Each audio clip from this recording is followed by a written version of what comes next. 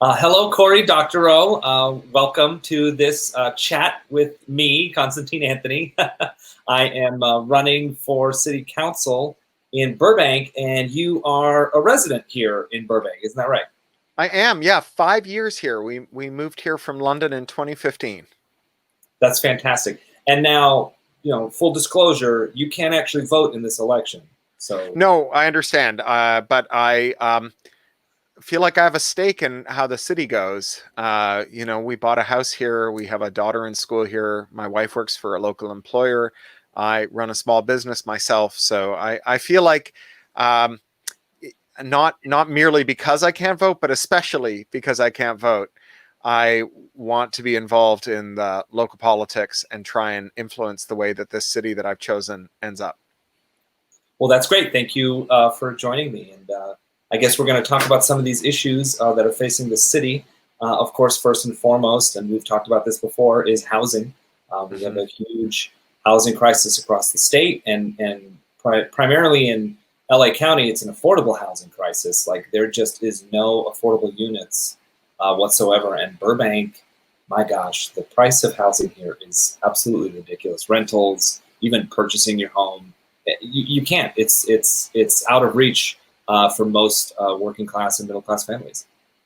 Yeah, certainly. I mean, we saw the outcome of this in London, where neighborhoods that had been very exciting and that people wanted to live in because they were so exciting and had such a mix of people doing such interesting things became effectively blighted, right? Where we had a preponderance of the housing turning into an investment property, a lot of it being just turned into unlicensed hotel rooms through the likes of Airbnb, and the reasons that people wanted to live there started to vanish, and all of the things that made those places desirable. Now, I totally understand that people uh, whose primary asset is their home and who hope that that's going to keep them from eating cat food in their retirement are really invested in the idea that property goes up and up.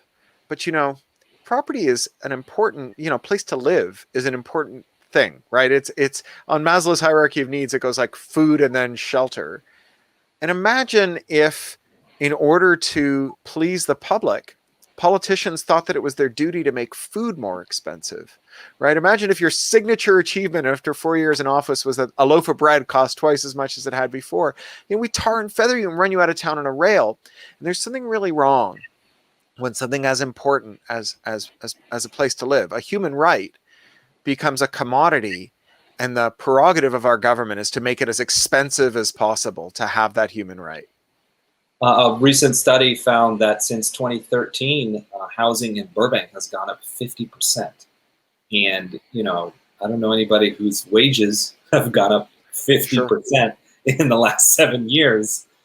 So yeah, you're absolutely right. I mean, having, an investment grow over time is certainly a commendable issue to push, but having it double, triple, run through the roof and explode to the point where all of your neighbors are selling their homes to property management companies and real estate companies and just these. Flippers. Yeah, and they own a bunch of homes and apartments, and they keep raising the price. And you, as an individual, if you say you grew up here in Burbank, you moved away, you went to college, you found a spouse, and now you want to come back and raise a family, you can't buy a house in your neighborhood where your parents are. Like you Oh can't, yeah. you have to like cram in with them in their small home. And then we have a whole separate set of issues here in Burbank where we have basically it's the cost to build even on your own property is so cost prohibitive. It's almost exactly the same price for you to build a one bedroom house as it is for you to build a 50 unit apartment complex. So like we also don't have that scalability. We're not allowing people to invest in their properties and really add the little tiny units that we need all over the city. Um, it's just been such a giant wheel to try to turn.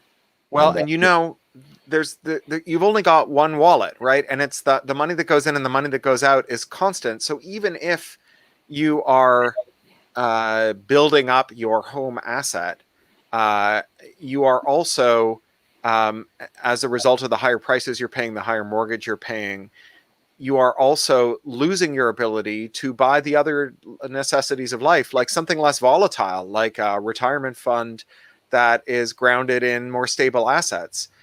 We think of property as being this incredibly stable asset. There are people who bought homes who felt like they were quote unquote safe as houses as their retirement plan, who are busted now. The money that we are currently putting into the pockets of either landlords or mortgage holders could be spent on something more socially useful, could be spent on saving for a real retirement, could be spent on improving our schools, could be spent on improving your quality of life, could even just be spent, could be not earned in the first place. You could drop that side hustle and have a few more picnics with your kids. You mean I don't have to work 60 hours a week at Uber just to pay my mortgage? I think you're a lucky man if you can pay your mortgage with a mere 60 hours at Uber in a week. Oh, no, that's all in addition to my full-time job. Oh, I see. Yeah, one of my, my biggest policy pushes is really digging into the cost of housing, not just saying, hey, I'm an advocate of affordable housing. Anyone can say that, right? Everyone touts that. That's on all the mailers and all the websites. Yay, more affordable housing. But it's like, where are the actionable plans? Why are we not mandating a 20% affordable housing minimum on all new construction? Why are we not mandating 10% of all new construction to include for sale housing? Because we're not building for sale housing. There's no condos that you can buy in Burbank. Why aren't we using this new California public banking law here at the city level to allow tenants to buy their building from their owner when it goes up for sale, turn it into a co-op? And so now you're not simply chasing rent every month and burning your paycheck. You and your community have invested, and now you are, a member of this land-owning class that can change the way we do business here in Burbank. So, yeah. You make an excellent point there. And I think that it's also important to point out the alternative, which is not just that you pay a high mortgage and that more and more of your disposable income gets absorbed into your housing budget, but also that the primary mechanism by which our houses are being built, right, that by which the kind of for-profit housing that we're seeing everywhere is being built, they're pretty toxic, right? Real estate investment trusts are a major money laundry for some of the world's worst criminals, right? This is how Iranian money is escaping evasions. This is how Russian oligarchs, Ukrainian oligarchs are investing. The idea that a local bank would finance a co-op and that the alternative would be that a plutocrat who made their money by looting a state coal mine in Ukraine is the person who would otherwise end up owning that building and extracting a monopoly rent from it. That should be a no-brainer for us. Yeah. Which one do you want, Burbank? Yeah.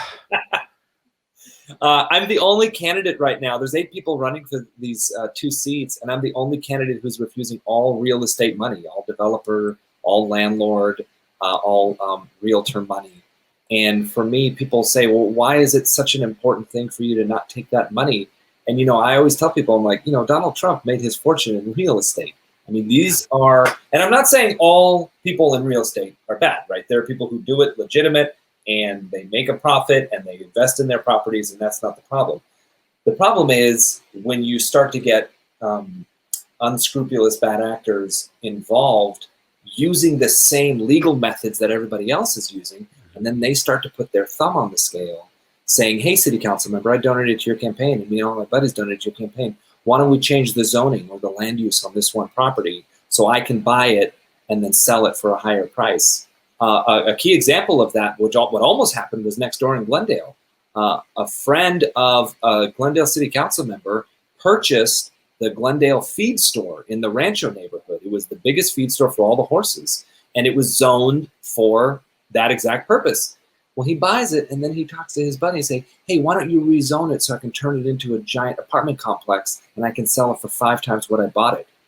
Dude, I will tell you, me and a bunch of other people in Burbank and Glendale, everyone in the Rancho, people from Los Angeles, they descended on Glendale City Hall with pitchforks and torches, and they were just not having it. And I tell you, if there wasn't such a big public outcry, I think they might have gotten away with it. And that kind of stuff happens in little neighborhoods all throughout the cities across the country. And so, for me, not taking that money puts up a bulwark against that kind of nefarious activity. Well, in London, we had neighborhoods that had been fully gentrified as investment neighborhoods, like Mayfair, one of the most expensive neighborhoods in the world, that had a 30% occupancy rate, right? They were safe deposit boxes in the skies, not homes. And all the little neighborhood businesses went under because they didn't have the foot traffic. New York, before the crisis, Midtown Manhattan had a 20% vacancy rate in its commercial real estate. So we have these incredible retail strips. And yeah, people drive from all over LA to go to Magnolia Park. But Magnolia Park really benefits from people who live in Burbank who just walk over and have a stroll. And if we make real estate so expensive that it's primarily an investment vehicle, we do great damage to that retail diversity that makes our neighborhood valuable as well. That's one of the ways that you maintain the long-term value of your neighborhood, is to make it a good place to live. And people who spend 70% of their income on their shelter are not spending the rest of their money at Bearded Lady on cool Ouija board memorabilia. That's true. It's true. Well, I wanted to talk about homelessness, if we could. That's another huge issue all through the Southland. Burbank, as of last count, 282 individual homeless people living here in the city. And it's so upsetting to me. A lot of the work that myself and other advocates for homelessness have been trying to do get met with this narrative that these 282 people, they're not from here. They're not locals to Burbank. They send them back where they came from, which is ridiculous, because when I go and talk to them, they're people who've lived here for 10, 15, 20 years, some of them even born and raised in Burbank. And yet we just refuse to lift a finger to help anybody. And I don't know how to change hearts and minds to really get people involved and invested on actionable solutions. Because this is just another one of those issues where people say, yeah, I want to help the homeless. But then if you give them a policy proposal, they say, oh, not in my backyard. You can't help homeless people on my street or in my block or in my neighborhood. You got to do it somewhere else. And I don't know what to tell these people. Like, if you don't help them here, where are you going to do it? It's just... Yeah, but I think you've put your finger on something, which is that it's the lack of actionable solutions, right? There's a sense that homelessness is this permanent crisis that's with us. And when you come to believe that the neighbors you pass who are living in unbelievably harsh conditions that make it hard for you to put your own head on your soft pillow and feel like you live in a just world, and you don't think that there's anything that can be done about it, I think it hardens your heart. But the amazing thing is that there are cities, Salt Lake City, big cities that are, in composition not so different to Burbank, that have figured this out and saved money by ending homelessness. And the way they did it was with a strategy called Housing First, which, call me a radical, but they make people not homeless by giving them a place to live.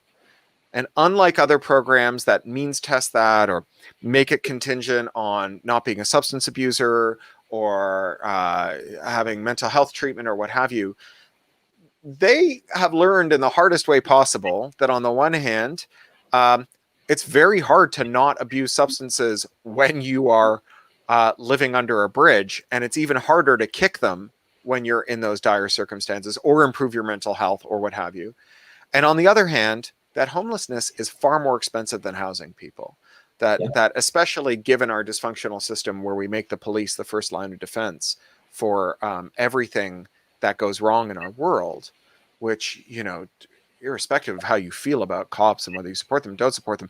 No, I don't think there's a cop out there who's like, yeah, I signed up so that I could be a social worker for homeless people.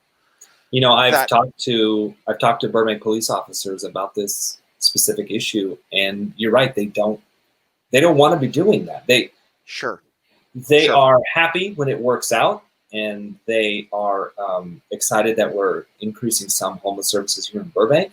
But they personally didn't go through, basic training and the academy and all of that to get put on the street and interrogate people who are sleeping on a park bench. Yeah. Yeah. And it's so funny. We make fun of people use drugs and addiction and mental illness as a way to target and shame the homeless population. But we don't really talk about how the general population still has a lot of mental health issues, and Sure. people who are housed, they use drugs and they drink as well. So are you going to go into someone's house and say, hey, homeless people can't drink, so you can't drink either? It's like, come on. Yeah. Well, and I don't think there's anything wrong with hoping that people who are suffering with mental health problems or addiction problems get treatment. I just think that saying that the treatment's only available to you once you've gotten your act together enough to get a house is it's really putting the horse before the cart. Yeah. And so when you have a solution that is humane and decent and cheaper and gets us shut of the absolute moral stain on our character that it is to have people living in our midst under such awful circumstances, and also gives us back public spaces that, frankly, it's no fun for homeless people nor for the people who are their neighbors to have public spaces become someone's home. Where when you get all of those benefits, a cost savings, a moral redemption, human decency, and you get your public spaces back, what's not to like? Glendale, they have a homeless shelter called Essentia, and they do the housing first method there, and they include all the wraparound services and all the services from the county. And they are actually one of the few cities in LA County that actually reduced their homeless numbers last year. So, the plan is out there. Let's just do it. So, and to return to our first discussion, one of the ways that you relieve homelessness is by making people's homes secure, making their housing secure. People who have insecure housing are at risk of becoming homeless. Yes. One of the ways we can secure housing here in Burbank, we have 60% renters, and there's a rent control measure on the ballot. I don't want to talk too much about it, but it's called Measure RC, and people should look it up. I wanted to talk about something else that you and I both have in common, and that's kids in school. And there's a huge lack of funding right now in Burbank School District, Burbank Unified. They cut $3.8 million from the school budget last year. And I personally am devastated. My son just qualified for the GATE program, and then they cut it. So that goes away. And, he's special needs. He has an IEP. And I was hoping that GATE would give him the sort of outlet that I had when I was in school, when I was a kid. Him and I, for viewers who don't know, we are both autistic. And for me, having that program when I was going through school was such a saving grace for me. And I'm very sad to see that he's not going to be able to have that. I'm so sorry. Yeah, that's tough. I mean, if you've never lived in a city where the schools were defunded, in a neighborhood where the schools were defunded, it's hard to understand just how much we lose when our kids don't have access to first-class education, and how expensive it is, right? If you think property taxes are expensive, try making up the difference out of your pocket. And, I have been kicking money into our daughter's BUSD schools since we got here 5 years ago. And I don't begrudge them the asks, but I remember when our daughter was going to school in London, to a state school, what we would call a public school here. And when she was in first grade, they went on their one and only field trip, and they got on a city bus and they went to St. Paul's Cathedral, one of the great cathedrals of Europe.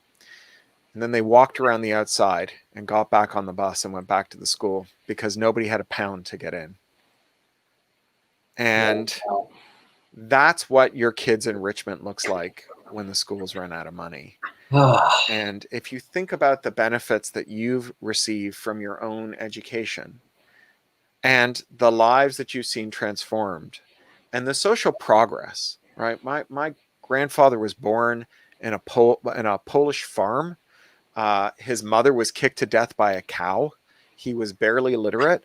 My father and I both have PhDs, and that's care of a public education system that turned us both into people who had agency in the world, who could affect other people's lives, and who could take care of themselves. And that's what we lose when we defund education. Yeah. One of the things we tried to do twice now, once in March and then once back in November of 2018, we tried to pass a parcel tax. It was 10 cents per square foot on any developed property. You know, the average house in Burbank is 1,700 square feet, so it would have charged homeowners $170 a year. $170 a year.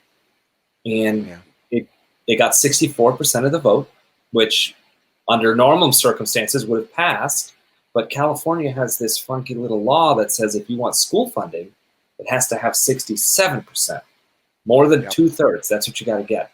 And, you know, for something that got 64% of the vote, it's heartbreaking that our city council hasn't stepped in and done something to help our school district. Our city council and our unified school district have two separate funding mechanisms. They both have two sets of 5 elected members.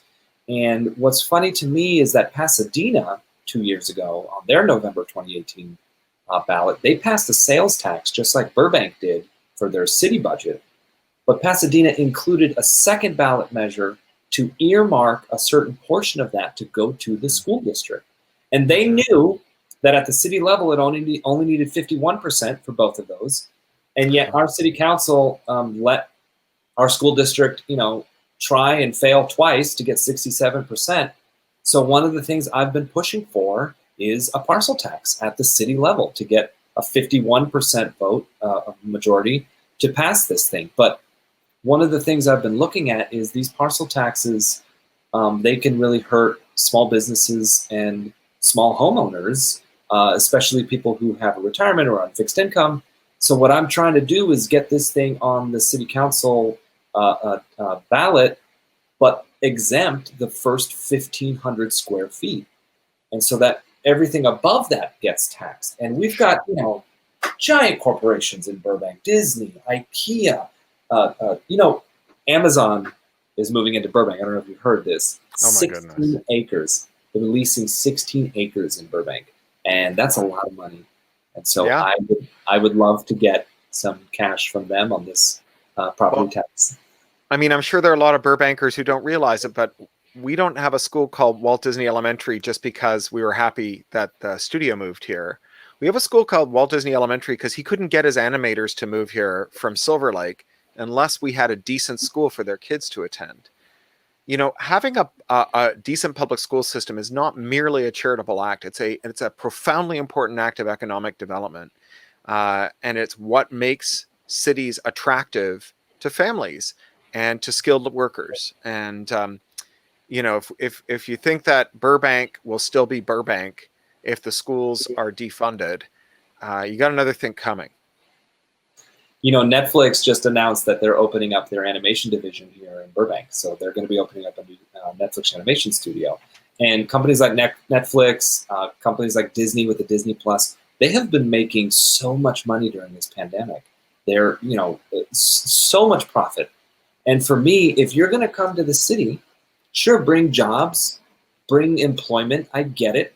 But you really have to take care of your employees. If your employees are moving here and there's no good schools, what purpose does it serve? What community good are you adding by coming here into the city? Are we just going to be a job-rich city with no good schools and no housing and, all right, only come here to work and everyone drive away? Sure. At the end of Well, the day? I mean, these are employers that will give you an annual budget for a personal trainer and that have kombucha on tap to tempt in new workers. I'm telling you, as the partner of someone who works in one of these studios, that one of the reasons we moved here was not for the kombucha on tap. It was so that our daughter could go to a decent school. Does she smuggle you avocado toast at the end of the day? No, I don't get it. And I get to watch her streaming media account for free. That's my part. Oh man. One of the things I am really excited about living here in Burbank, we do have these big, large corporations that have a huge dominance throughout the city. But we have some great small businesses, specifically Magnolia Park. And anyone who's watching this, if you've never been to Magnolia Park in Burbank, it is such a lovely neighborhood. It is reminiscent of kitschy little European style mom and pops. It's a whole street where it's just a retail shop or a costume store or a jewelry store, a game store. It's just so much fun little mom and pop businesses. And unfortunately, with the way the pandemic is hitting us, I mean, these guys are closing their shops, and it's just sad to see them go. It's been really tough to watch them go. And I've talked to a lot of local retailers. I used to work in retail, and I really like having a strip that is not the same as what you'd get if you went to the Galleria. I mean, not least again, because if you think that Burbank will still be Burbank if we have just exactly the same stores that you get at the Americana, at that point, Burbank becomes Americana with worse parking. And that is not going to draw the footfall that we get now, and it's not going to give our neighborhood the vibrancy that we like, the nice restaurants, just the fact that if you forget a birthday present and you're rushing out the door to go to a friend's birthday party, there's 6 places you can stop on the way out the door to pick up a present. It makes living in this neighborhood really special. Yeah, and it's 6 stores that don't exist anywhere else. These aren't chains or franchise or any of this stuff. Yep. One of the things DIY Center is the largest independent hardware store west of the Mississippi. They've got 2 cats. It's like being in an Andy Griffith episode. It's amazing. What I'm really pushing for economically, and especially in the time of COVID and its recovery, is small business tax credits. And it's so weird to think that of 8 candidates, this big old lefty over here is the one talking about tax credits. It's such an odd conversation I've been having with people. I'm like, look, you've got to help these small businesses. We passed a sales tax in 2018, and you talk to any economist, a sales tax always hurts small businesses the most. Sure. Places like Walmart and Target, they can absorb that sales tax no problem. But if you are just working paycheck to paycheck and you have one shop and this comes in with this 3/4 cent sales tax, it's really going to hit your bottom line. People will stop shopping at your shop and they'll go to Walmart where the prices are lower. And that's how we lose these small businesses. So for me, giving them that tax credit, that tax back to them at the end of the year, just here, cut a check, take it back, take this $2,000-3,000. And in a city where the budget is $500 million, $3,000 is nothing to the city. But to that one small business, that's rent for the month. That's payroll for a month. So it's such a huge way to just increase that sustainability for small businesses. And one of the things that we saw during the crisis is that the largest companies are the ones who stopped paying their rent first, who went to their malls and their other commercial real estate entities and said, well, what are you going to do? Kick out every H&M? And just said, we're not paying rent anymore. They got PPP loans and they had layoffs. So if we want businesses that'll pay their rent on time to our local property owners, if we want businesses that will do right by their employees, if we want businesses that will make it a joy to live in this neighborhood, then we've got to support those small independent businesses. Yeah, and the city has a lot of outsized power and a lot of influence on doing exactly that. We can talk to the banks, the local banks, and say, hey, look, we invest in a lot of your stocks and bonds, and hey, maybe we won't invest in those stocks and bonds unless you help us with some mortgage forbearance. So maybe cut the interest rates down on some things. There's a lot of negotiation that you can do, and especially if Burbank joins other cities across the state and really puts the pressure on the state government and the national banks to really create a system where we help everybody, where we get everybody out of this hole. Because the last thing we need to do is recreate what happened in 2008. The big banks in 2008 were not the ones that fell first. It was all these small lenders and all the small homeowners. When you zero them out and you're not paying that back, the big banks are going to get hit sooner or later. And that is the cycle of capitalism. The giant corporations, they do whatever they can despite their own best self-interest, while their board members collect a paycheck, and then as soon as everything crashes, they cut and run, and it starts all over again. Well, and after the FinCEN leaks last week and the week before, where we saw these Treasury suspicious activity report leaks that revealed $2 trillion in fraud by banks that had already been repeatedly fined for money laundering, the idea that the banks need to be made whole, but the local firms don't. I mean, HSBC got in trouble for enlarging the windows in its banks to accept larger duffel bags full of money from Mexican drug cartels. What? And while they were inking the deal on their money laundering conviction and paying the largest fine in banking history at the time, they were engaged in an even larger fraud. Right? So, we have this idea of like moral hazard, and if we help poor people, they'll never learn to help themselves. I know a lot of poor people who figured out how to help themselves. I've never seen a bank figured out how to stop doing crime. I have an anecdote that I tell people all the time. You want to see someone who's smart with their money and can stretch a dollar? You talk to a poor person. They're the best with money. They really are. Yeah, absolutely. Yeah, the wealthier you get, I feel like you just don't understand the value of a dollar. Well, I think rich people have a different way of making their money go farther, which is that they stiff people on invoices. Yeah, there you go. Jim Justice, governor of West Virginia, now owes $160 million in penalties for non-payment and wage theft, or all of the people who had to sue Trump to get made whole. It's so funny. This whole campaign season, all of the vendors that Trump used in 2016 that he never paid are refusing to give him any of the work. So like a bunch of his rallies and a bunch of his events are just understaffed, or just stuff doesn't show up, the barricade. Right.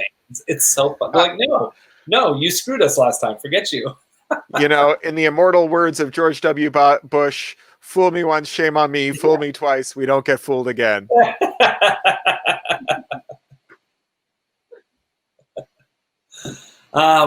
Okay. I wanted to talk about at least one more thing, and it could be anything that we haven't covered. Is there any issue here in Burbank that interests you, that really is personal to you, that we can talk about? Because I know you talk about. We can talk about climate.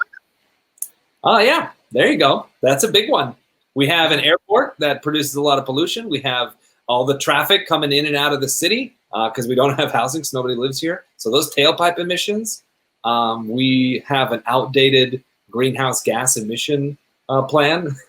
Take your pick. Well, and we also had our city become unlivable for weeks at a stretch because of wildfires, right? That again, it's one thing to say, well, we should do this because it's the right thing, but there is a naked self-interest in living in Burbank where it's not 110 degrees out, or when the particulate matter isn't so thick that you can't go outside. We couldn't figure out why our sliding doors had stopped working. And I went to look at the track today, and there was a 1/4 inch of dried ash in the tracks from the particulate, and that was in the space of 10 days. It had accumulated there. We just had to spend $200 to have our solar panels cleaned because of the ash that accumulated on them. So we're barreling. I'm a science fiction writer, and I spent a lot of time living in a kind of imaginary future. You write science fiction? Is that what you do? That is exactly what I do. Oh, okay. I didn't know. And I spent a lot of time living in imaginary futures, and it's very hard to imagine a future in which the climate emergency is not the central fact of life for Burbankers. Right?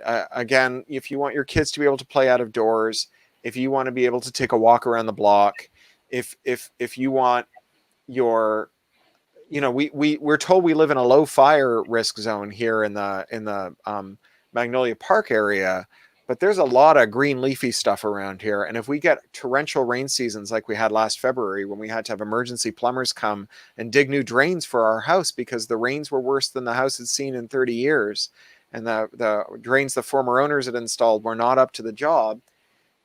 And then we have summers where it hits 110 degrees like it did this summer. So you have a vegetation boom and bust cycle.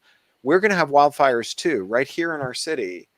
And so this is an area that Burbank can't solve on its own, but it is an area where Burbank can take leadership. We have it in our capacity to move largely to renewables. We have it in our capacity to build up more transit and higher density. And we are going to have to start building things like air-conditioned public spaces for homeless people, for elderly people. We're going to have to weatherize houses of lower-income retirees so they can literally survive. It wasn't that many summers ago that Paris was full of dead old people whose air-conditioned apartments literally cooked them to death.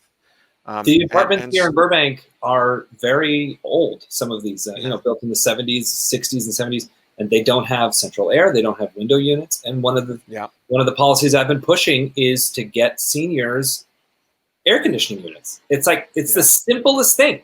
You're a senior citizen. You're living in a house without AC. Why don't we give you an AC unit? It's only a couple $100, and it could save your life. I mean, and while we're at it, let's stick a solar panel on the roof. And by the way, $200 is less than it costs the city to send an ambulance to that person's house when they have a heat stroke event. So, let's do this not just because we don't want to cook old people alive in their apartments, but let's do it because it also saves the city money to do it that way.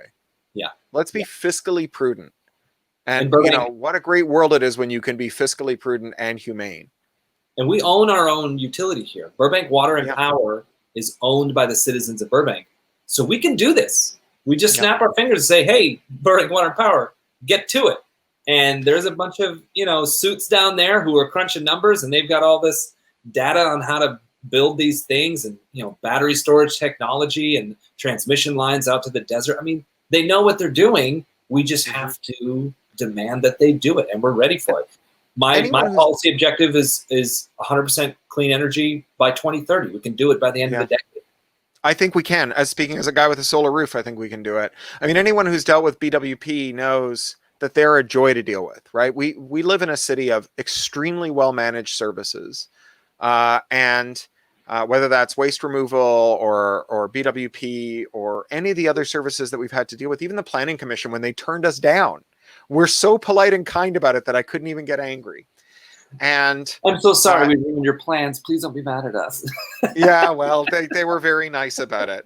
But we have the capacity here. We have professional, competent, long-term management of critical services by people who have demonstrated time and again that they're really good at their jobs. Let's unleash them. Let's let them do their jobs. Let's make Burbank future-proof. Yeah, and let's be a leader in that area. Burbank, it's called the media capital of the world. People know Burbank. It's 104,000 people. It's not that big, 17 square miles, but it's world renowned. People know Burbank. Thanks, Carson. What's that? Thanks, Carson. Yeah. I mean, that's really all people know about it. It's funny, when he used to say the phrase beautiful downtown Burbank, it was sarcasm because it was right during the time of economic downturn. And so Burbank was not so great, but now it's beautiful again. And so we say beautiful downtown Burbank with hope in our hearts. We mean it. And we actually mean it, yeah. What we do here, it resonates throughout the nation. And I hope that we can start to be that beacon of progressive change and really show everyone how it's done, because it can be done here. Yep. Well, thank you, Cory, for your time. Thanks, I appreciate you talking with me. I appreciate you living in this lovely city. Wouldn't live anywhere else. And call me the moment you become a citizen so I can get you to vote for me on my next election. Excellent. Well, you can come to my swearing in. Hey, I will. I will come to that. under the portrait of President Harris, looking slightly disheveled as she assumed office after the funeral. Just saying.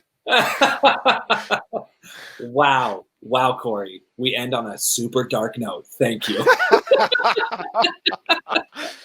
Yeah. All right. All right, Well, have a good one. okay, you too. Bye. Bye.